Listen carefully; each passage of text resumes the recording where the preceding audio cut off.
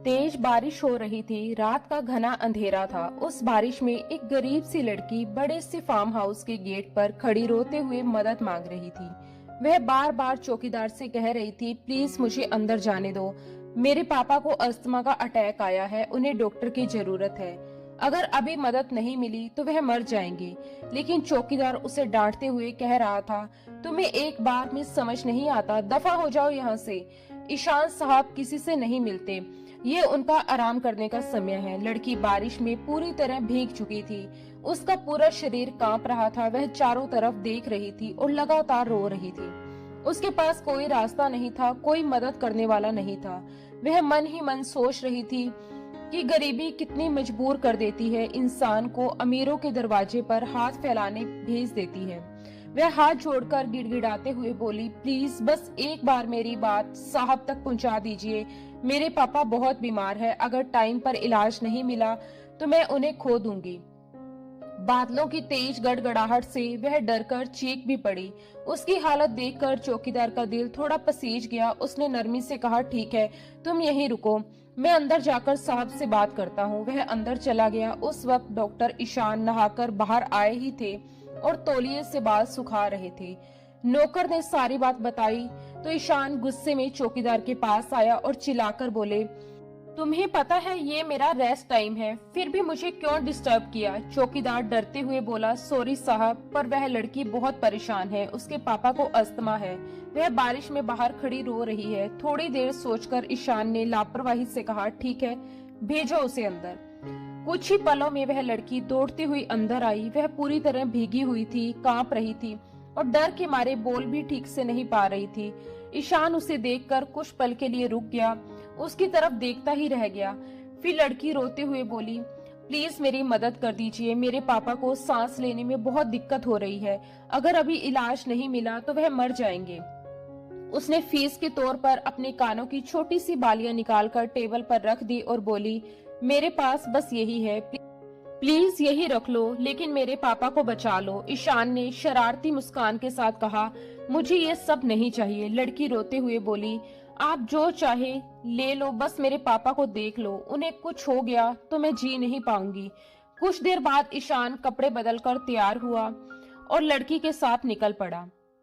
गाड़ी से main road तक गए, फिर बारिश में पैदल चलते हुए उसके झोंपड़ी वाले घर तक पहुंचे। टूटी फूटी झोंपड़ी में पहुंचकर ईशान ने उसके पापा को देखा, स्टेथोस्कोप से चेक किया और एक इंजेक्शन निकाला। फिर वह लड़की की तरफ देखकर बोला, अगर ये इंजेक्शन लग गया तो इन्हें आराम मिल जाएगा। लड़की खुश होकर बोली, प्लीज लगा दीजिए। तभी ईशान ने कहा, लेकिन मेरी एक शर्त है। वह 2 कदम आगे बढ़ा और बोला, तुम्हें मुझसे 1 महीने की शादी का कॉन्ट्रैक्ट करना होगा। 1 महीने तक मेरी बीवी बनकर रहना होगा और बीवी के सारे फर्ज निभाने होंगे। 1 महीने बाद मैं तुम्हें तलाक दे दूंगा और तुम्हें अच्छी रकम भी दूंगा। अगर तुमने हाँ कहा तभी मैं ये इंजेक्शन लगाऊंगा, वरना नहीं। अब जल्दी फैसला करो। लड़की के पैरों तले जमीन खिसक गई। वह कांपते हुए अपने पापा की तरफ देखने लगी। उसके पास सोचने का वक्त नहीं था, कोई रास्ता नहीं था, बस एक ही चीज थी, अपने पापा की जान बचाना। उसे हर हाल में अपने पापा को बचाना था, भले ही उसे खुद को दांव पर क्यों ना लगाना पड़ता। ठीक है, मैं तैयार हूँ, प्लीज मेरे पापा को अभी इंजेक्शन लगा दीजिए। ये कहते हुए मीशा की आवाज कांप रही थी। उसने अपने दिल पर पत्थर रखकर ये बात कही, क्योंकि इस वक्त उसके सामने अपनी इज्जत, डर या भविष्य नहीं, बल्कि सिर्फ अपने पापा की जान थी। उनके चेहरे का पीला पड़ता रंग और उखड़ती सांसें उसके दिल को चीर रही थी। तभी ईशान ने हल्की सी मुस्कान के साथ एक कोरा कागज उसकी तरफ बढ़ाया। उसकी मुस्कान में कोई हमदर्दी नहीं थी, बल्कि एक अजीब सी सख्ती छुपी हुई थी। इस पर साइन करो, उसने ठंडी और हुक्म भरी आवाज में कहा। मीशा ने हैरानी से उसकी तरफ देखा। वह कुछ समझ नहीं पा रही थी, ये सब इतनी तेजी से क्यों हो रहा है। ईशान ने बिना रुके कहा, अभी तुम सवाल जवाब करने की हालत में नहीं हो। तुम्हारा बाप मौत के कगार पर खड़ा है, अगर इन्हें बचाना है तो फौरन इस कागज पर साइन करो, बाकी की कानूनी बातें हम बाद में देख लेंगे। वह हाथ में इंजेक्शन लिए उसके सामने खड़ा था, मानो हर सेकंड की कीमत उसी के हाथ में हो। वहीं पास खड़ा नौकर चुपचाप मीशा की तरफ कागज और पेन बढ़ा रहा था। मीशा के हाथ कांप रहे थे, दिल जोर जोर से धड़क रहा था, लेकिन उसके पास कोई और रास्ता नहीं था। उसने जल्दी से उस कागज पर साइन कर दिए, बिना ये सोचे कि उसका अंजाम क्या होगा। अगले ही पल ईशान ने उसके पापा को इंजेक्शन लगा दिया। कुछ ही देर में उनके चेहरे पर थोड़ी जान लौट आई और उनकी सांसें धीरे धीरे नॉर्मल होने लगी। ये देखकर मीशा ने राहत की सांस ली। जब उसके पापा की हालत सुधर गई तो ईशान उसकी तरफ मुड़ा। उसकी आंखों में कोई नरमी नहीं थी। भूलना मत, कल हमारी शादी होगी, कॉन्ट्रैक्ट मैरिज, उसने साफ और सख्त शब्दों में कहा। मीशा कुछ बोल पाती उससे पहले ही वह आगे बोला, अगर तुमने कोई चालाकी या होशियारी दिखाने की कोशिश की तो तुम मेरा वह खतरनाक रूप देखोगी कि तुम्हारी रूह तक कांप उठेगी। मुझे धोखा देने वाले लोग बिल्कुल पसंद नहीं हैं। वह दांत पीसते हुए बोला, मुझे उनसे सख्त नफरत है, इसलिए धोखा देने का सोचना भी मत, समझी तुम। ये कहते हुए वह उसे फिर से ऊपर से नीचे तक घूरता रहा, फिर नफरत से सिर झटक कर बाहर निकल गया। बाहर जाते हुए फोन पर वह अपने सिक्योरिटी गार्ड को अलर्ट करना नहीं भूला, जो उसके घर की निगरानी करने वाले थे, ताकि वह लड़की रात में भाग न सके। मीशा अपने पापा के सिरहाने बैठी थी। वह उनकी हर सांस को ध्यान से देख रही थी। जब उसने महसूस किया कि उनकी सांसें अब नॉर्मल हो चुकी हैं और चेहरा पहले से शांत लग रहा है, तो उसके दिल ने अंदर ही अंदर राहत की सांस ली। उसकी आंखें नम हो गई और उसने खामोशी से भगवान का शुक्रिया अदा किया कि उसके पापा खतरे से बाहर हैं। उस पल उसके लिए यही सबसे बड़ी खुशी थी। लेकिन मीशा ये नहीं जानती थी कि जिस कोरे कागज पर उसने बिना सोचे समझे साइन किए थे, वही कागज उसकी जिंदगी की सबसे बड़ी मुसीबत बन चुका है। उस एक साइन ने उसे ऐसे रिश्ते और हालात में बांध दिया था जिनसे निकलना अब इतना आसान नहीं होने वाला था।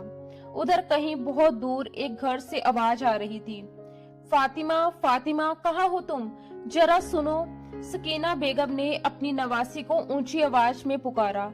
उनकी आवाज में हुक्म भी था और बेचैनी भी। फातिमा ये आवाज सुनते ही तुरंत उनके पास आ गई। जी नानी, मैं यही हूँ, उसने सिर झुकाकर कहा। 20 साल की जवान लड़की फातिमा नानी के इस बड़े और आलीशान घर में आकर खुद को इस हवेली की बहू बनने के सपने देखने लगी थी। उसकी चाहत थी कि वह इस हवेली के इकलौते वारिस ईशान मलिक से शादी करे, जो अपनी नानी की बेहद लाडली थी। कभी ये सपना उसे बहुत करीब लगता था, लेकिन अब ये सब बीती हुई बातें जैसा लगने लगा था, क्योंकि ईशान उनसे काफी दूर हो चुका था। फिर भी सच्चाई यही थी कि हवेली की सारी दौलत उसी के नाम थी। सकीना बेगम ने नाराज होते हुए कहा, मैंने तुम्हें कुछ काम कहा था करने को, लेकिन तुमने कुछ भी ढंग से नहीं किया। माफ कीजिएगा नानी, फातिमा उंगलियां मरोड़ते हुए बोली। मैंने आपकी कोई बात कभी नहीं टाली। सकीना बेगम ने सख्त लहजे में कहा, देखो ईशान आ जा रहा है, इसलिए उसके खाने पीने का पूरा इंतजाम करो। सब कुछ उसकी पसंद का होना चाहिए, किसी तरह की कोई शिकायत नहीं होनी चाहिए। फिर उन्होंने अपनी आवाज धीमी करते हुए कहा, और इस बार वह तुमसे शादी करके ही जाए, उसके करीब रहने की कोशिश करना। जी जी, जैसा आपने कहा है वैसा ही होगा, फातिमा ने पूरे भरोसे से कहा। इस बार ईशान मुझसे शादी करके ही जाएगा, सकीना बेगम ने चेतावनी देते हुए कहा। हाँ, और ये भी याद रखना कि हमारे पास अब सिर्फ 1 महीना है। इस 1 महीने में तुम्हें वारिस की खुशखबरी सुनानी है, ताकि ईशान कहीं और जाने के बारे में सोच भी ना सके। फातिमा पूरे यकीन के साथ बोली, मैं उसे अपने हुस्न और मोहब्बत के जाल में इतना डुबो दूंगी कि उसकी जुबान पर सिर्फ मेरा ही नाम होगा। लेकिन सकीना बेगम ये अच्छी तरह जानती थी कि ईशान इतनी आसानी से किसी के जाल में फंस जाए, ये नामुमकिन है, फिर चाहे वह मोहब्बत का जाल ही क्यों ना हो। उन्होंने हल्का सा सिर झटका और आगे बढ़ गई। उधर मीशा अपने बीमार बाप को साथ लेकर घर छोड़कर वहां से भागने की कोशिश कर रही थी, लेकिन वह ज्यादा दूर नहीं जा पाई। ईशान के आदमियों ने उसे पकड़ लिया। अपने बीमार बाप को लेकर कहाँ भाग रही थी, किसी ने सख्त आवाज में पूछा। मीशा को ईशान के इरादे बिल्कुल ठीक नहीं लग रहे थे। इसी डर की वजह से वह मुश्किल से अपने पापा को संभालते हुए वहां से निकलना चाहती थी, लेकिन किस्मत ने उसे मौका नहीं दिया। वह पकड़ी गई। ईशान के आदमी उसे पकड़कर सीधे ईशान के सामने ले आए।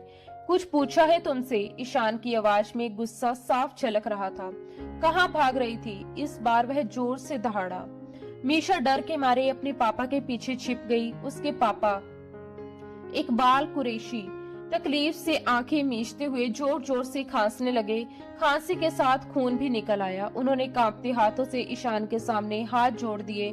साहब, गलती हो गई, मेरी बच्ची को माफ कर दीजिए, वह टूटती आवाज में बोले। ईशान ने ठंडे लहजे में कहा, तुम्हारी बेटी मेरे साथ शादी कर रही है। रात तक ये शादी के लिए तैयार थी और आज ये भाग रही है। शायद ये मेरे गुस्से से अभी वाकिफ नहीं है। ये कहते हुए ईशान ने धीरे धीरे अपना दायां हाथ उसकी तरफ बढ़ाया। नहीं प्लीज, मीशा जोर से चिल्लाई और भागकर एक पिलर के पीछे छिप गई। उसका पूरा शरीर कांप रहा था। रास्ते में उसे तेज बुखार था। पूरा जिस्म थकान से टूट चुका था, लेकिन इस हालत में भी वह भागने की कोशिश कर रही थी। उसे बस सामने खड़े उस आदमी से बहुत डर लग रहा था। ईशान ने आगे बढ़कर उसे बाजू से पकड़ा और अपने सामने खींच लिया। शादी का वक्त आ चुका है, चलो मेरे साथ, उसने सख्ती से कहा और उसका हाथ पकड़कर आगे बढ़ने लगा। छोड़िए मुझे आपसे शादी नहीं करनी, मीशा जोर से चिल्लाई। उसकी आवाज डर से कांप रही थी।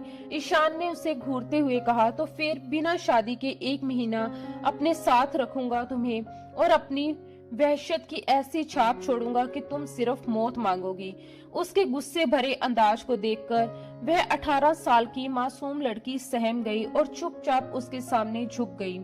कुछ ही देर में उसकी शादी ईशान मलिक से कर दी गई।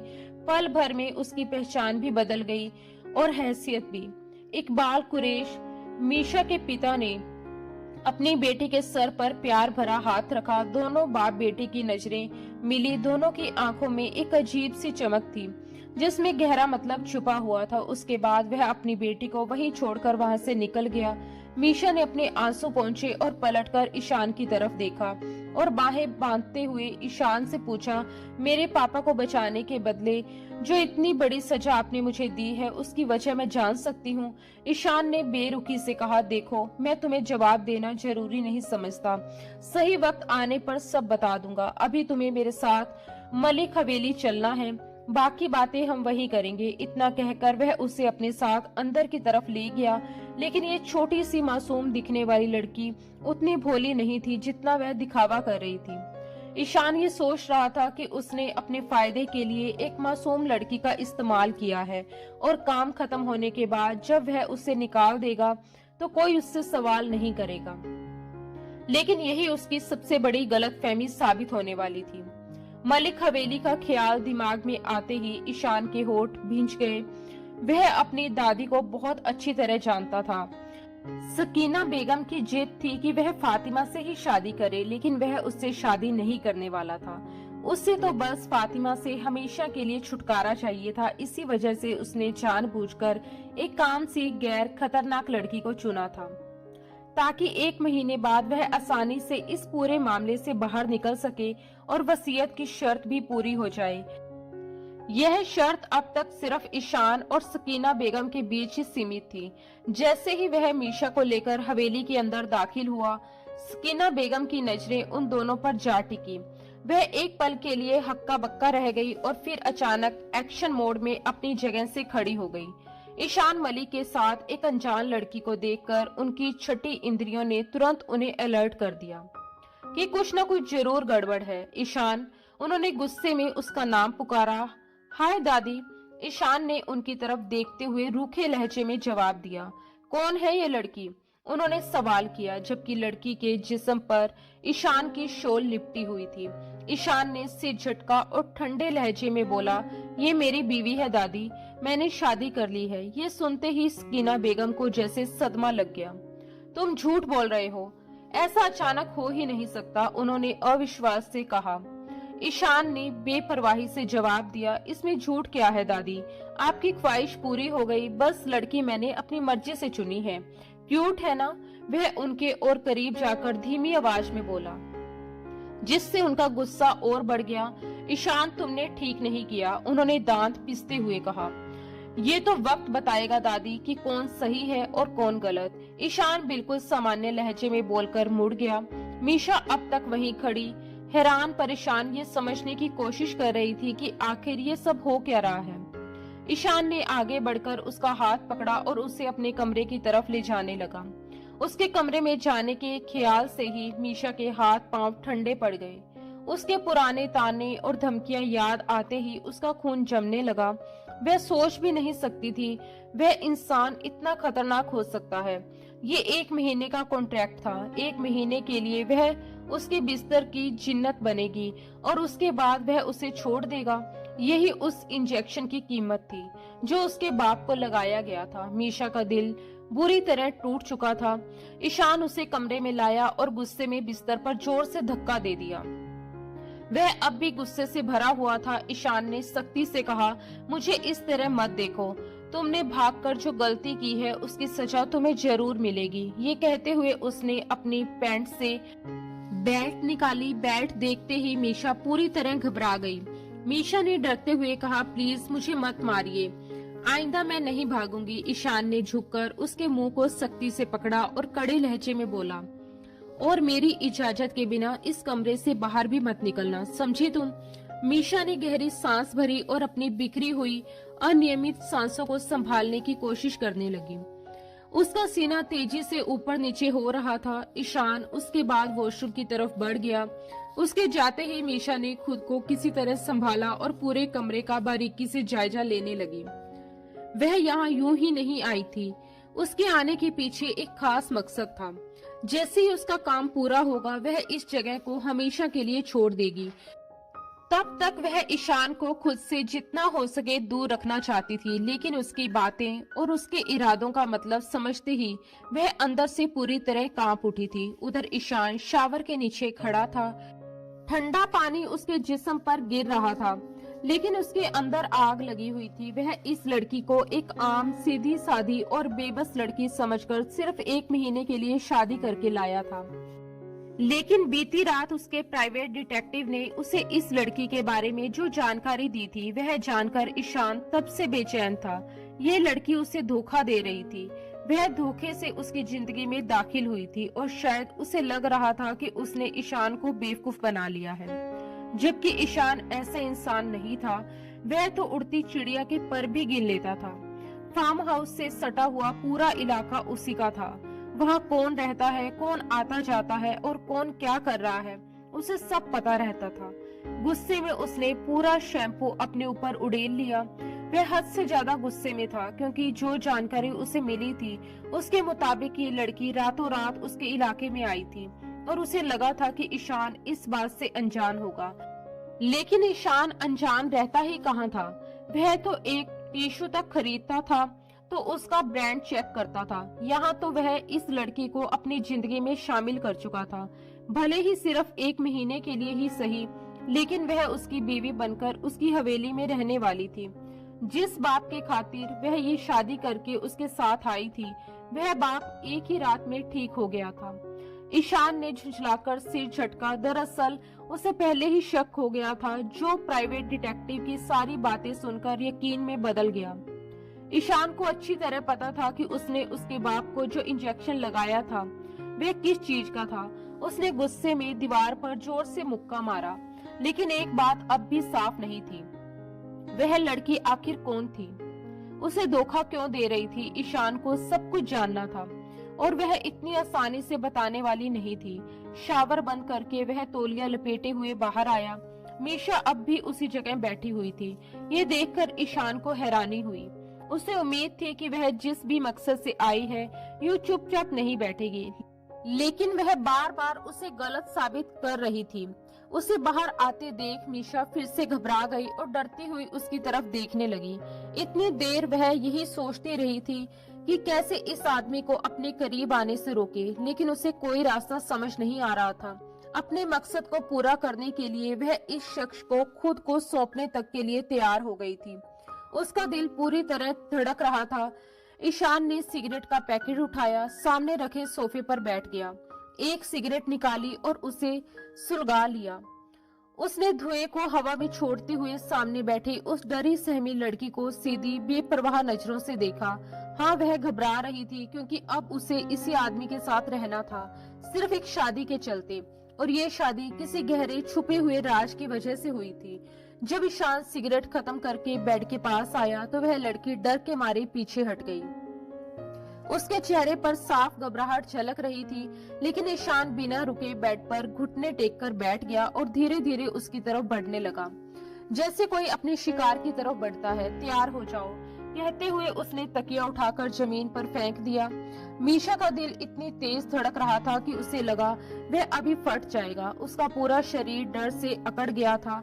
ईशान ने ठंडी आवाज में कहा, तुम्हें पता है ना, 1 महीने तक तुम्हें मेरे साथ हस्बैंड वाइफ वाला रिश्ता निभाना है और मेरा मूड तो ऐसा है कि हर रात तुम्हें अपना प्यार दूं। ये सुनकर मीशा और ज्यादा सहम गई। उसने डरते हुए उसके सीने पर हाथ रखे और कांपती आवाज में पूछा, फिर क्या होगा?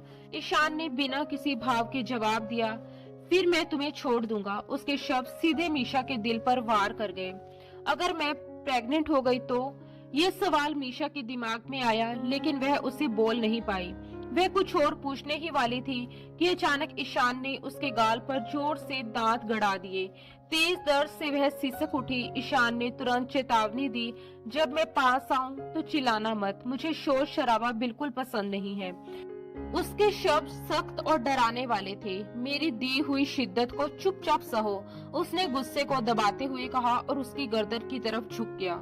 उसके छूने से वह बुरी तरह कांप उठी। अचानक उसके मुंह से फिर एक सिसकारी निकल गई। ईशान ने तुरंत सिर उठाया और उसे घूर कर देखा।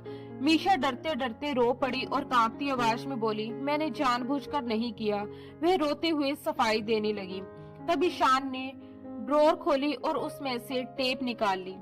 उसकी आंखों में सख्ती थी। तुम ऐसी नहीं मानोगी, वह ठंडे लहजे में बोला, इसका इलाज करना पड़ेगा। इतना कहते ही उसने उसके होठों पर टेप चिपका दी, उन होठों पर जिन्हें उसने आज तक एक पल के लिए भी प्यार से नहीं छुआ था। मीशा ने हैरानी और डर से उसकी तरफ देखा। ये एक ऐसा शोहर था जिसने पहली ही रात उसके मुंह पर टेप लगा दी थी। उसके बाद उसके हाथ मीशा के पूरे वजूद पर हावी होने लगे। मीशा ने डर के मारे आंखें बंद कर ली। ईशान ने मीशा को हर तरह के पर्दे से आजाद कर दिया और गुस्से में उस पर हावी हो गया। मीशा की आंखों में आंसू बहते रहे। ईशान ने जुनून और गुस्से से अपना सारा आवेग उस पर निकाल दिया। वह उसे पूरी तरह तोड़ देने का उतारू था। मीशा दर्द से चीख भी नहीं पा रही थी। वह मुश्किल से आंखें खोलकर बस उसका दिया हुआ दर्द सहती रही। वह पूरी तरह जुनून में डूब चुका था और उसके साथ उसका बर्ताव बेहद सख्त हो गया था। उसके अंदर का गुस्सा और बेचैनी अब किसी काबू में नहीं थी। वह ये भूल चुका था कि उसके सामने खड़ी लड़की भी एक इंसान है, जिसके जज्बात और दर्द है। उस पल उसके लिए सिर्फ अपना जुनून और अपनी जिद मायने रखती थी, जिसने उसे और भी बेरहम बना दिया था। उसी वक्त मीशा के दिमाग में कुछ पिछली बातें घूमने लगी। मीशा, कुछ भी हो जाए उसे खुद को छूने मत देना। वह खतरनाक है। अगर एक बार उसने तुम्हें छू लिया तो वह तुम्हें मार डालेगा। प्रॉमिस करो तुम मेरा बदला लोगी, लेकिन अपनी इज्जत की जान से भी ज्यादा हिफाजत करोगी। दिमाग में घूमती ये बातें उसके होश उड़ा रही थी और अगले ही पल वह बेहोश हो गई। ईशान गहरी सांसें भरते हुए उसे देखने लगा, जिसका पूरा वजूद पसीने में डूबा हुआ था। ये तो कमसीन लड़की है। ये समझ आते ही ईशान ने तुरंत खुद को उससे अलग किया। मैंने इसे दर्द दिया, मुझे शांत रहना चाहिए था। ये तो कम उम्र की है। लेकिन अचानक वो और जोर से उसमें समाता हुआ उसे तकलीफ देता चला गया। कुछ देर बाद उसने फिर मीशा को देखा और बोला, मीशा आंखें खोलो। उसे इस तरह बेहोश देखकर ईशान ने खुद को संभालने की कोशिश की, मगर बेचैनी उसके चेहरे पर साफ झलक रही थी। इसे क्या हो गया? ये सोचते ही उसका दिल घबरा उठा। उसने तुरंत आगे बढ़कर उसके दिल की धड़कन जांची। धड़कन बेहद धीमी थी, जैसे किसी अनहोनी की चेतावनी दे रही हो। घबराहट में उसने झट से उसके होठों पर लगी टेप उतार दी। उसके होठ असामान्य रूप से लाल पड़ते जा रहे थे। सांसें भी सामान्य नहीं लग रही थी, जिससे ईशान की चिंता और गहरी हो गई। उसने जांच के लिए हल्के से उसके होठों को छुआ ताकि सांस की स्थिति समझ सके। हालात गंभीर देख वह बिना देर किए झुक गया और प्राथमिक उपचार के तौर पर उसे कृत्रिम सांस देने लगा, ताकि उसकी सांसें फिर से सामान्य हो सके। ये वही लड़की थी जिसे उसने पूरी रात नजर उठाकर देखना भी जरूरी नहीं समझा था। अब वही उसकी पूरी चिंता का कारण बन गई थी। हालात की नाजुकता ने उसे भीतर तक हिला दिया। उसे होश में लाने की कोशिश करते हुए ईशान का दिल तेजी से धड़कने लगा। डर और जिम्मेदारी एक साथ उसके सीने पर भारी पड़ रहे थे। उस पल उसे पहली बार एहसास हुआ कि किसी अनजान की सांसें भी इंसान को इस कदर बेचैन कर सकती हैं। ये उसके लिए पहली बार था कि वह किसी की इतनी नाजुक हालत के इतने करीब था। होश में लाने की कोशिश करते हुए वह पूरी सावधानी से उसे कृत्रिम सांस देता रहा ताकि उसकी सूखती सांसें फिर से सामान्य हो सके। मीशा को अचानक ऐसा लगा जैसे उसकी सांस रुक रही हो और उसी झटके में उसने आंखें खोल दी। अपने ऊपर झुके ईशान मलिक को देखते ही उसका दिल जोर से धड़क उठा और डर फिर से उस पर हावी हो गया। उसे लगा जैसे वह अब भी उसके घेरे में फंसी हुई है। वह एक खतरनाक इंसान है। ये आवाज एक बार फिर उसके कानों में गूंजने लगी। उसका पूरा वजूद सहर उठा। ईशान ने उसके होठों से अपनी सांसें वापस खींचकर अपनी तेज चल रही सांसों को ठीक किया और मुस्कुराया। मैंने तुम्हारे पूरे वजूद को देखा है, लेकिन जो मजा इन होठों के छूने में था वह कहीं नहीं मिला। उसे एक सुकून सा मिला। उसने उसके सीने पर अपना सिर टिकाया और आंखें बंद कर ली।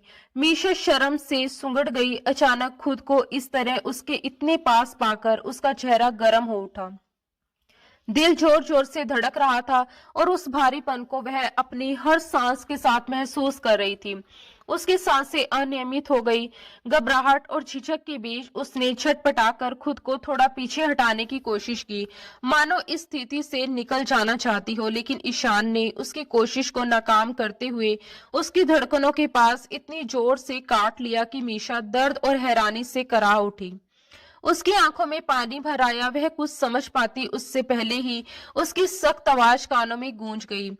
हिलना मत, मेरी नींद खराब नहीं होनी चाहिए। ये कहकर वह फिर से आंखें बंद कर उसी मुद्रा में उससे लिपट गया, जैसे कुछ हुआ ही ना हो। उसकी पकड़ ढीली होने का नाम नहीं ले रही थी। मीशा ने उसकी ओर देखा, उसके भारी भरकम जिस्म को देखा जिसके सामने वह खुद को एक नाजुक सी गुड़िया जैसा महसूस कर रही थी। उसके मन में कई बातें थी, बहुत कुछ कहना चाहती थी, लेकिन वह उसकी बात सुनने वाला तो था नहीं। इसलिए मीशा ने भी चुपचाप आंखें बंद कर ली और वहीं लेटी रही। उधर दूसरे कमरे में फातिमा अपनी नानी से शिकायती लहजे में कह रही थी, आपने तो कहा था कि ईशान मुझसे शादी करेगा, लेकिन वह तो किसी और लड़की को ले आया। अब मेरा क्या होगा? उसकी आवाज में गुस्सा भी था और बेबसी भी। स्कीना बेगम खुद भी अंदर ही अंदर बेहद परेशान थी।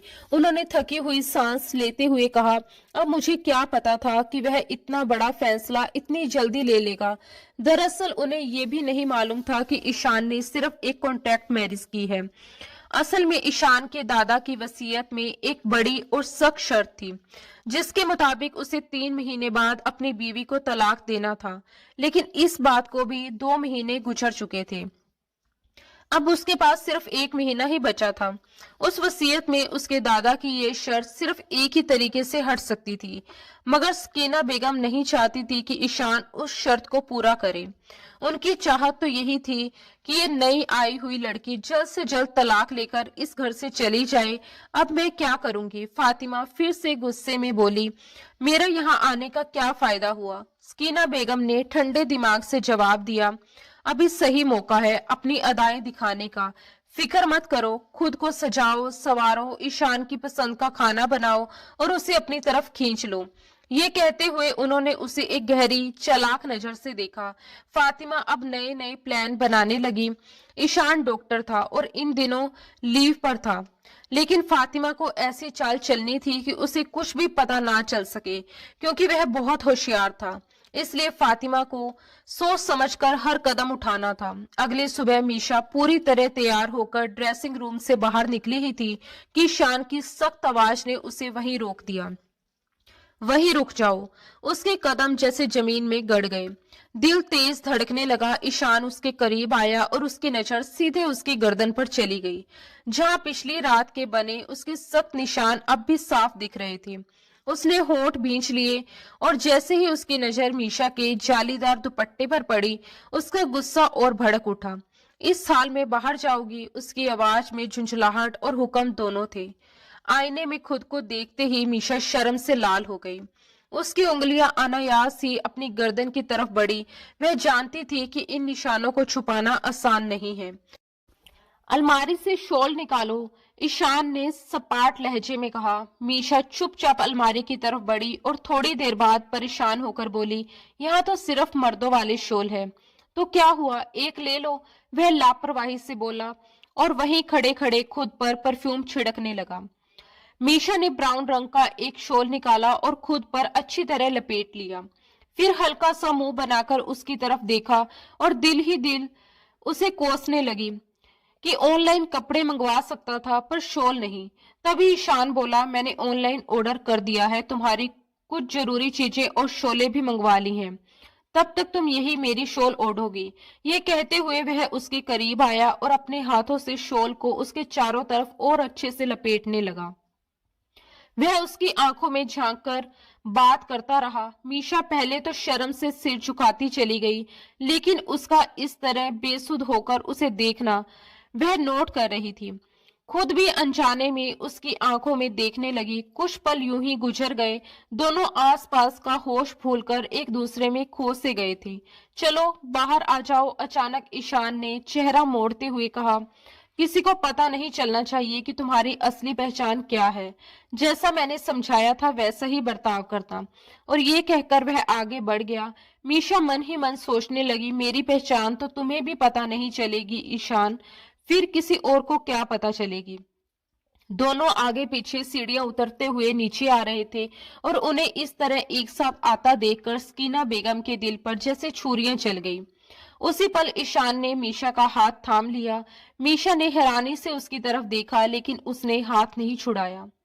ईशान उसी तरह उसका हाथ थामे नीचे उतरा। ये देखकर फातिमा के अंदर जलन की आग और भड़क उठी।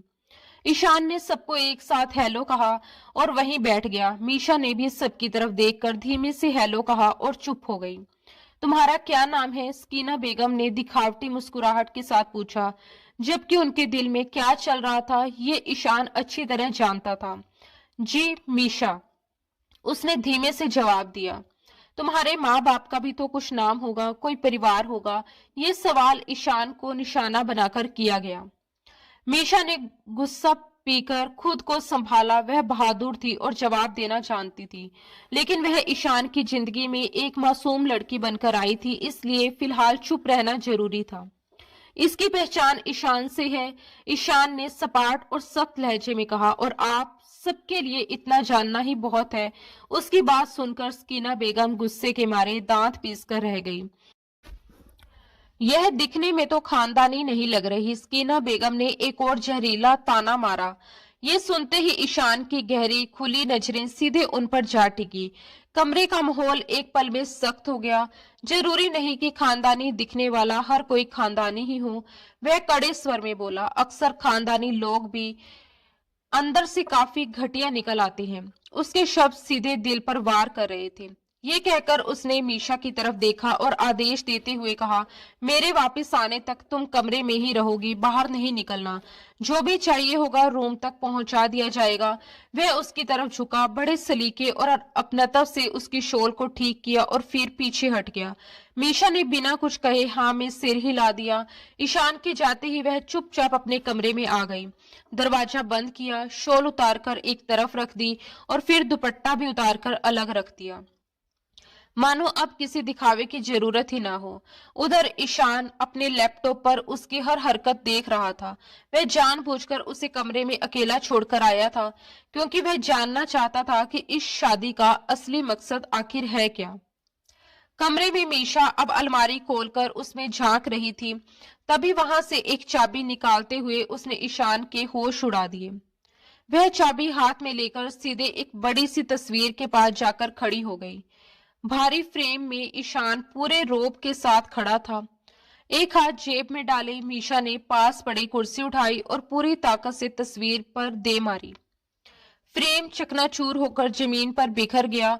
ईशान हैरान होकर ये सब देखता रह गया। अगले ही पल उसने हॉस्पिटल की तरफ जा रही गाड़ी रुकवा दी, क्योंकि लैपटॉप पर आगे का सीन देखकर अब वह खुद को रोक नहीं सकता था। कमरे में मीशा तस्वीर को लापरवाही से एक तरफ रख चुकी थी और अब उसके पीछे छिपे लॉकर पर उसकी नजर टिक गई। कांपते हाथों से उसने चाबी लगाकर लॉकर घुमाया। उसकी आंखों से आंसू लगातार बहते चले जा रहे थे। इसी वजह से तो वह आज यहाँ थी। सब कुछ खो देने के बाद इस हवेली तक पहुंची थी। मेन लॉक खुला, फिर अंदर का लॉक 2-3 बार एक खास नंबर से घुमाने पर वह भी खुल गया। उसने अपने गालों पर बहते आंसू को जोर जोर से पहुंचा और लॉकर को पूरी तरह खोल दिया।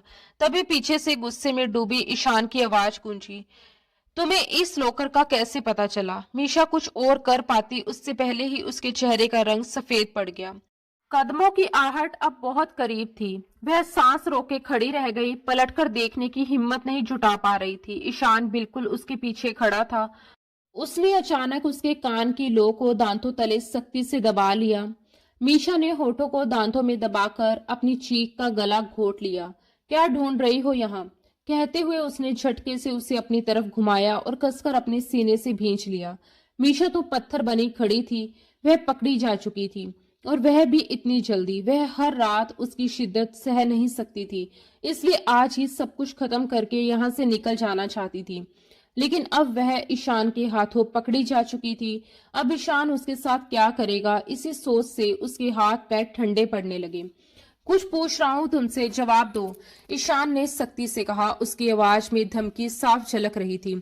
वरना जेल में बंद कर दूंगा और तुम सोच भी नहीं सकती कि उस जेल में कौन कौन से कीड़े मकोड़े मौजूद हैं। जानती हो? उसकी बात पूरी भी नहीं हुई थी कि मीशा अचानक और भी सख्त स्वर में बोली, हाँ जानती हूँ, चूहे, बिच्छू, काकरोच, मकड़ी, जहरीले कीड़े जो इंसान को एक ही दिन में इस दुनिया से खत्म कर देते हैं। वह बिना किसी डर के उसकी आंखों में आंखें डालकर बोल रही थी।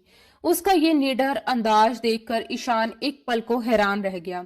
कौन हो तुम? ये सवाल उसके मुंह से लगभग फिसल गया, जिस पर मीशा के होठों पर तंजिया मुस्कान उभर आई।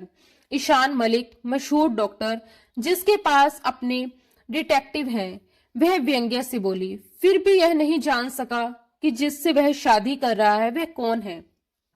उसकी बात सुनकर ईशान 2 कदम पीछे हटा।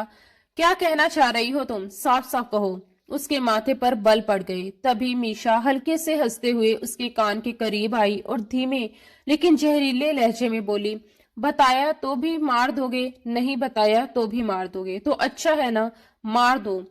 तुम सारी जिंदगी इसी गम में जलते रहो कि मीशा थी कौन। उस पल ईशान को उसकी आंखों में अपने लिए सिर्फ जहर नजर आया। ये कोई आम लड़की नहीं थी, ये उसकी दुश्मन थी। लेकिन कौन, वह समझ नहीं पा रहा था। उसका ध्यान जरा सा भटका और उसी पल मीशा ने पास पड़ा गुलदस्ता उठाकर पूरे जोर से ईशान के सर पर दे मारा। उसके कदम लड़खड़ा गए और वह पीछे हटा। खून की एक पतली लकीर उसके माथे से निकलकर आंख के पास से होती हुई गाल पर बहने लगी। ईशान की आंखों में सिर्फ हैरानी थी। वह नाजुक सी लड़की इतनी नफरत से भरी हुई उसके सामने खड़ी थी कि उसने उस पर इतना जबरदस्त वार कर दिया। मीशा ने उसे देखते हुए फिर से गुलदस्ता उठाया और एक बार फिर उस पर वार करना चाहा, लेकिन इस बार ईशान ने उसका हाथ थामकर रोक लिया। वह पूरी ताकत लगा रही थी जबकि ईशान उसका हाथ पकड़े उसे घूर रहा था। उसने गुलदस्ते को उसके हाथ से छीनकर दूर दीवार की तरफ दे मारा और फिर उसके गर्दन में अपनी बाहें लपेटते हुए उसकी पीठ को अपने सीने से लगा लिया। गले पर दबाव बढ़ा तो मीशा की सांस रुकने लगी। मीशा ने खुद को छुड़ाने की पूरी कोशिश की, लेकिन वह उसकी पकड़ से निकल नहीं पा रही थी। तभी उसने नजरें झुकाई और पूरी ताकत से अपनी कोहनी ईशान की पसली में दे मारी। ईशान दर्द से करहाता हुआ एकदम पीछे हटा। मीशा के आंसू बह निकले। वह सिर हिलाते हुए टूटी सी आवाज में बोली, आज नहीं मिस्टर ईशान, आज नहीं। आज तुम्हारा हिसाब खत्म होगा। वह तेजी से उसकी तरफ बढ़ी, गहरी सांस भरती हुई दराज के पास पहुंची और वहां से गन निकाल ली। उसके हाथ में गन देखते ही ईशान के चेहरे का रंग उड़ गया। मीशा, गन नीचे करो, उसके मुंह से निकला। आज उसे अफसोस हो रहा था कि उसने दराज में गन क्यों रखी थी। हरगिज नहीं, वह दहकते हुए बोली, आज इस गन से गोली चलेगी। आज मीशा इकबाल कुरैशी नहीं मरेगी। आज नहीं मरेगी कुरैशी खानदान की बेटी। आज ईशान मलिक मरेगा, शाहों का बेटा, मलिक खानदान का इकलौता वारिस। उसकी नफरत भरी आवाज ईशान को जला रही थी। मीशा कुरैशी, सारा कुरैशी, ईशान परेशान सा उसे देखने लगा। क्या सारा कुरैशी से तुम्हारा कोई कनेक्शन है? इसी बीच वह पिस्तौल उसकी तरफ ताने हुए लॉकर का लॉक फिर खोलने लगी। ईशान ने उसे रोका नहीं। वह जानता था कि वह जो कर रही है उसके पीछे कोई वजह है। ये लॉकर उसका था भी नहीं, ना ही वह इसके बारे में कुछ जानता था। लॉकर खुला तो उसने अंदर से एक छोटा सा बॉक्स निकाला। बॉक्स देखते ही मीशा रो पड़ी। इससे कितनी यादें जुड़ी थी। उसने बॉक्स खोला, उसमें से एक चैन निकाली जिसके आगे एस और आई चमक रहे थे। उसे हाथ में थामे वह सिसकने लगी। ईशान हर कड़ी जोड़ने की कोशिश कर रहा था। वह कौन थी, यहाँ क्यों थी? बॉक्स से एक खत और उसके साथ एक यूएसबी ड्राइव निकली। जानते हो इस बॉक्स में क्या है? वह जहर भरे लहजे में बोली। तुम्हारी मौत का फरमान। इसमें तुम्हारी फांसी का पूरा इंतजाम करके गई है सारा कुरैशी। अब तुम्हें कोई नहीं बचा सकता।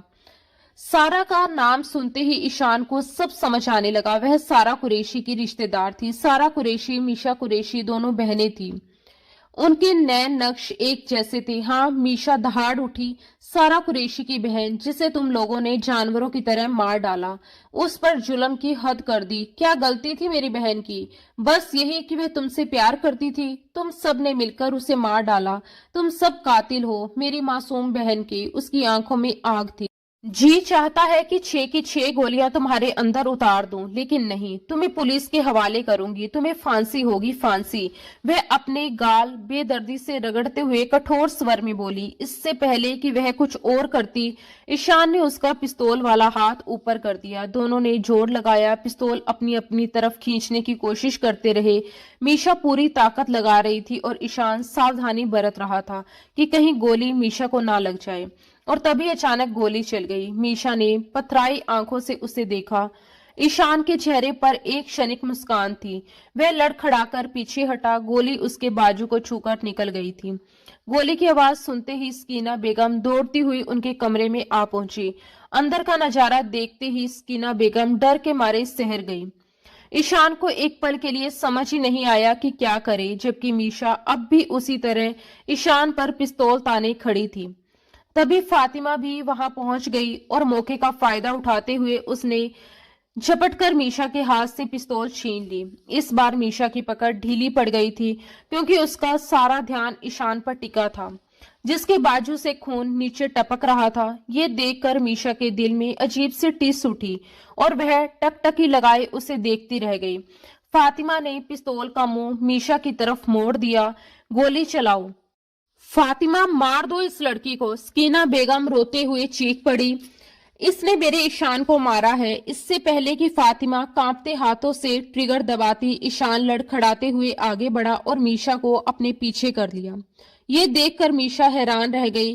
खबरदार, वह दर्द से तड़पते हुए बोला। जो किसी ने मेरी बीवी की तरफ आंख उठाकर भी देखा, जान ले लूंगा मैं उसकी। वह एक बाजू से दूसरे बाजू को थामे खड़ा था। ईशान, इसने तुम पर गोली चलाई है, तुम्हें मारना चाहा और तुम इसे बचा रहे हो? स्कीना बेगम ने सदमे में पूछा। ये हमारा आपसी मामला है, ईशान ने सख्ती से कहा। एक नहीं 10 गोलियां भी मेरे सीने में उतार दे, कोई इसे कुछ नहीं कहेगा।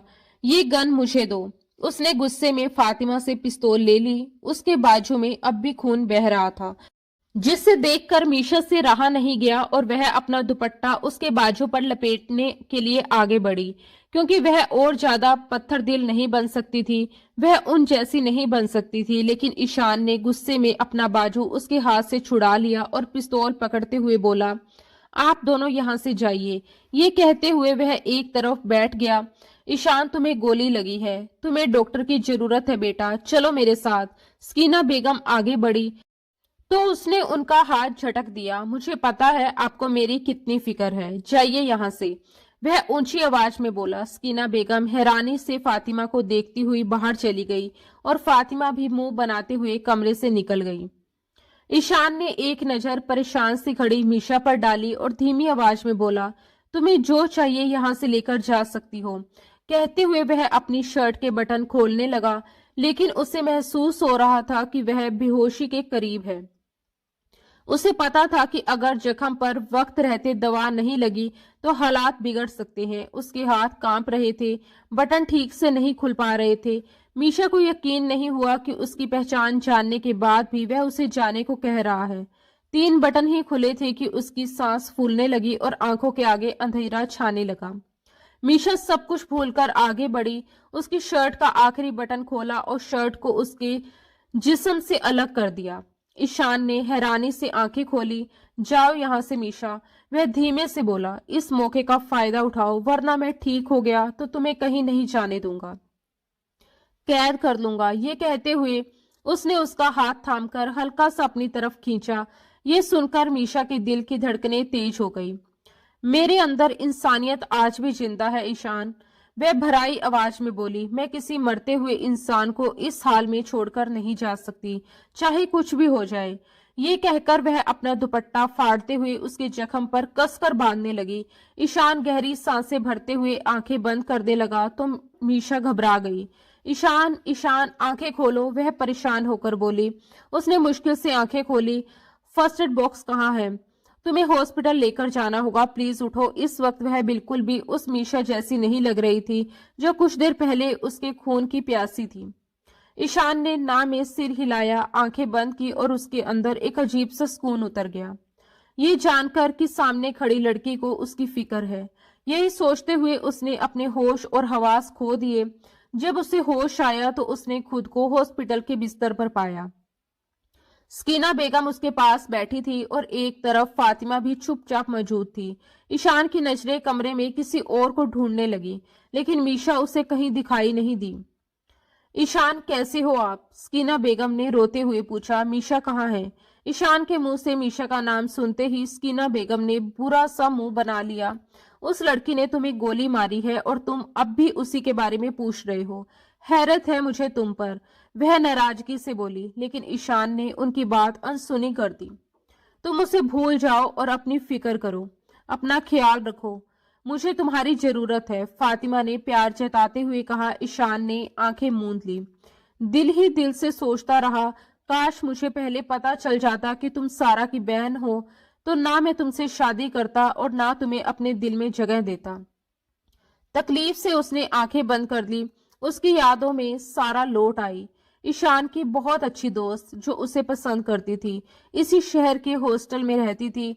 वह ईशान पर दिलो जान से फिदा थी। शुरू में ईशान ने उसे ठुकरा दिया था, जिस पर सारा ने खुदकुशी करने की कोशिश की थी। तब ईशान ने ही उसे बचाया और उसका प्रपोजल स्वीकार कर लिया।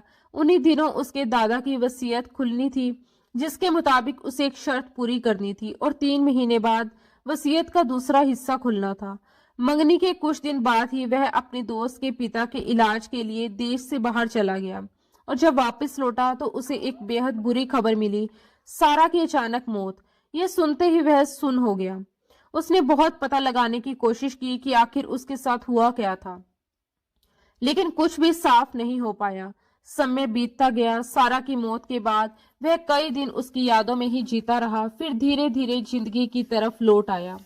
बस इतना ही पता चल पाया कि उसे गोली लगी थी और मौके पर ही उसकी मौत हो गई थी। ईशान का दिल ये मानने को तैयार नहीं था, लेकिन इसके अलावा कोई और रास्ता भी नहीं था। सारा की मौत को 2 महीने हो चुके थे और ठीक 2 महीने बाद ही उसकी जिंदगी में मीशा आई, जिसने सब कुछ हिला दिया। हॉस्पिटल से डिस्चार्ज होने के बाद उसने मीशा को ढूंढने की कोई कोशिश नहीं की। वह कहाँ चली गई उसे कुछ पता नहीं था। दिल ने उसे चाहा था, सारा उसकी दोस्त थी और हमेशा दोस्त की तरह ही उसने उसे चाहा, लेकिन मीशा में कुछ अलग था। शायद वह उसे अपना दिल दे बैठा था और वह बिना कुछ कहे, बिना कोई सफाई दिए उसे छोड़कर चली गई थी। 1 महीने के बाद दादा की वसीयत का दूसरा हिस्सा खुला, जिसमें साफ लिखा था कि ईशान को अपनी शादी 3 महीने तक निभानी होगी। अगर इन 3 महीनों में उसकी पत्नी गर्भवती हो जाती है और हवेली को वारिस देती है तो शादी कायम रहेगी, वरना ये रिश्ता खत्म समझा जाएगा। वसीयत के मुताबिक सब कुछ ईशान के नाम हो चुका था। वह जानता था कि दादा ने ये अजीब शर्त सिर्फ उसकी शादी के लिए रखी थी। गहरी सोच में डूबा वह सिर झुकाकर उठा और ज्यादा देर इंडिया में रुके बिना अमेरिका चला गया, अपनी ट्रॉमा सर्जरी की फेलोशिप पूरी करने। पूरे 2 साल बाद जब वह इंडिया वापस लौटा तो स्कीना बेगम उसे देखकर बहुत खुश हो गई। उनका मन तो यही कर रहा था कि वह बस सामने बैठा रहे और वह उसे जी भरकर प्यार से निहारती रहे। मुझे आपकी तबीयत ठीक नहीं लग रही, ईशान ने उनका ब्लड प्रेशर चेक करते हुए कहा। उसके चेहरे पर साफ चिंता झलक रही थी। तुम 2 साल तक मुझसे दूर रहे, अपनी शक्ल तक नहीं दिखाई। अब तो मेरा मन करने लगा था कि मैं इस दुनिया से ही चली जाऊं, वह दुखी स्वर में बोली। दादी, अपना ख्याल रखा कीजिए, इतनी लापरवाही ठीक नहीं है, वह बीपी की दवा देते हुए अब भी फिक्र से बोला। अब मेरी बस एक ही ख्वाहिश बची है, तुम्हारा घर बसा हुआ देख सकूं, तुम्हारे बच्चों को अपनी गोद में खिला सकूं। लगता है ये अरमान अधूरा ही रह जाएगा। स्कीना बेगम की आवाज में उदासी घुल गई। उनकी बात सुनते ही ईशान का दिल बेकाबू हो उठा और मीशा की याद उसके जहन में ताजा हो गई। उसे वह रात याद आ गई जो उसने मीशा के साथ गुजारी थी। उसके जाने के बाद उसने किसी दूसरी लड़की की तरफ आंख उठाकर भी नहीं देखा था। वह उसकी बीवी थी, उसका जुनून थी, उसके दिल में बसी हुई थी। इन तमाम यादों के बावजूद वह आज भी नहीं जानता था कि उसकी बीवी इस वक्त कहाँ है। आप दवा टाइम से लिया कीजिए दादी, उसने फिर उनकी बात बीच में काटते हुए कहा। अब तो फातिमा की भी शादी हो गई है। ईशान, मेरे बच्चे, तुम भी शादी कर लो, मुझे जीते जी ये खुशी दिखा दो, दादी ने फराई आवाज में कहा। दादी, आप अच्छी तरह जानती है कि मैं मीशा की जगह किसी और को नहीं दे सकता, उसने दिल पर पत्थर रखकर साफ लहजे में कहा। स्कीना बेगम चुपचाप उसे देखती रह गई। अपने किए पर उन्हें पछतावा होने लगा। उन्हें ईशान के साथ की गई अपनी पुरानी ज्यादतियां याद आने लगी। वक्त जैसे थम सा गया था। ईशान ने फिर से अस्पताल ज्वाइन कर लिया था। अब वह अपने फार्म हाउस पर बिल्कुल नहीं जाता था, क्योंकि वहां जाते ही मीशा की पुरानी यादें उसके दिल में घर कर लेती थी। वह आगे बढ़ना चाहता था, लेकिन 2 साल गुजर जाने के बावजूद वह आज भी उसी मोड़ पर खड़ा था जहां मीशा उसे छोड़कर चली गई थी। एक दिन वह अपने अस्पताल से बाहर निकल ही रहा था कि अचानक एक लड़की भागती हुई उसके पास आई। वह वहीं रुक गया। प्लीज मेरी मदद कीजिए डॉक्टर, इस बच्चे को चेक कर लीजिए, वह रोते हुए बोली। क्या हुआ इस बच्चे को? ईशान परेशान हो उठा। बच्चे को देखकर उसे लगा उसकी उम्र 1 साल से कुछ ज्यादा होगी, मगर वह बिल्कुल शांत था। उसकी आंखें बंद थी। पता नहीं ये आंखें ही नहीं खोल रहा। आप डॉक्टर हैं, प्लीज मेरी मदद कीजिए, वह हाथ जोड़कर मिन्नत करने लगी। ठीक है, आप रोइए मत, बच्चे को मुझे दे दीजिए, ईशान ने कहा। जैसे ही उसने बच्चे को गोद में उठाया, उसके दिल में एक अजीब सी कशिश सी उठी। उसका मन किया कि वह उस बच्चे को अपने सीने से कसकर लगा ले, मगर उसने अपने जज्बात पर काबू पाया और बच्चे को लेकर तुरंत अस्पताल के अंदर दाखिल हुआ। उसने बच्चे को सीधे बच्चों के वार्ड में ले जाकर उसकी सांसें चेक की, जो बिल्कुल नॉर्मल थी। नब्ज और दिल की धड़कन भी सामान्य थी। हर तरह से जांच के बाद भी बच्चा पूरी तरह ठीक लग रहा था, जैसे गहरी नींद में सो रहा हो। ईशान ने हल्के से बच्चे के गाल को छुआ, प्यार से थपकी दी और उसे जगाने की कोशिश की। तभी बच्चे ने हलचल की और धीरे से आंखें खोल दी। उसकी आंखें देखते ही ईशान का दिल धक से रह गया। वह आंखें बिल्कुल मीशा जैसी थी। एक पल में उसकी सारी यादें ताजा हो गई। वह अनायास पीछे हटा, तभी बच्चा उसे देख मुस्कुरा दिया और अपने छोटे छोटे हाथ उसकी तरफ बढ़ाकर उसका हाथ थामना चाहा। ईशान ने जब अपना मजबूत हाथ उसके नन्हे से हाथ में दिया तो बच्चा खिलखिलाकर हंस पड़ा। पीछे खड़ी लड़की के चेहरे पर भी सुकून भरी मुस्कान आ गई। वह पल बेहद खूबसूरत था। लड़की ने चुपके से अपना मोबाइल निकाला और उस नजारे की एक तस्वीर खींच ली, फिर मोबाइल वापस पॉकेट में रख लिया। थैंक यू डॉक्टर, आपने मेरे बेटे को ठीक कर दिया। उसने आगे बढ़कर बच्चे को अपनी गोद में लिया। इस बच्चे की उम्र कितनी है? ईशान ने दिल के हाथों मजबूर होकर पूछ लिया। 1 साल 3 महीने, उसने अपने बेटे को प्यार से चूमते हुए जवाब दिया। आपकी फीस? उसे अचानक याद आया कि वह झिझकते हुए बोली, नहीं, आपका बेटा बिल्कुल ठीक है, मैंने कुछ नहीं किया, इसलिए कोई फीस नहीं बनती, ईशान ने कहा। उसकी नजरें अब भी उस बच्चे से हट नहीं पा रही थी और बच्चा भी लगातार उसे देखकर मुस्कुरा रहा था। जैसे ही वह लड़की बच्चे को लेकर बाहर जाने लगी, बच्चे ने फिर से ईशान की तरफ अपनी बाहें फैला दी, मानो कह रहा हो मुझे अपनी गोद में ले लो। ये देखकर ईशान खुद को रोक नहीं पाया और दिल के हाथों मजबूर होकर उसने बच्चे को एक बार फिर अपनी गोद में भर लिया। बच्चा उसकी बाहों में आते ही सुकून से भर गया और ईशान का भी यही हाल था। उसका जी चाहा कि वह उसे यूं ही अपने सीने से लगाए रखे और पूरी जिंदगी यही थम जाए। मगर वक्त को आगे बढ़ना था। कुछ ही पलों बाद वह लड़की अपना बच्चा लेकर चली गई और ईशान वहीं खड़ा रह गया, दिल में एक अनजाना खालीपन और आंखों में अनकही कसक लिए। ईशान का दिल एकदम से बुझ गया। ना जाने क्यों उसके दिल ने उसे कुछ अलग सा एहसास दिलाया था। वह बेकाबू होकर पीछे मुड़ा और उस लड़की का पीछा करने लगा। बहुत एहतियात से उसने अपनी गाड़ी उसके पीछे लगा ली। वह लड़की टैक्सी में थी और ईशान की गाड़ी उसी टैक्सी के पीछे चल रही थी। कुछ देर बाद टैक्सी एक बड़े से बंगले के सामने जाकर रुकी।